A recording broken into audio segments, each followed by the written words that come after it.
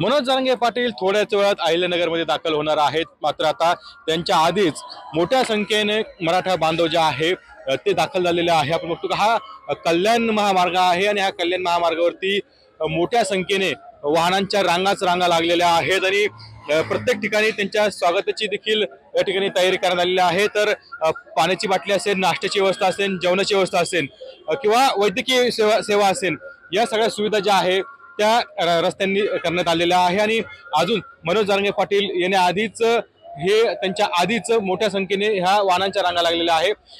मराठा आरक्षणासाठी मनोज जरांगे आता मुंबई येथे आझाद मैदानावरती आंदोलन सुरू करणार आहे आणि आता ते अंधरवली सरहद्दीवरून सकाळी 10 वाजता निघालेले आहे। सध्या ते आता अहिल्यानगर जिल्ह्याच्या बाउंड्रीवरती आता आलेले आहेत आणि थोड्याच वेळात ते या ठिकाणी दाखल होतील। मात्र आपण बघतो की मोठ्या संख्येने त्या आधीच ही सगळी मराठा बांधव जे आहे ते दाखल झाल्याचं आपल्याला एकंदरीत चित्र पाहायला मिळतं आहे।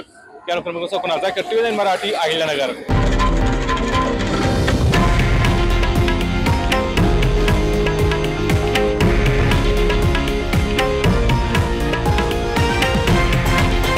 हे आहे देशातील नंबर 1 न्यूज नेटवर्क आणि आपण पाहत आहात टीव्ही 9 मराठी, एकमेव।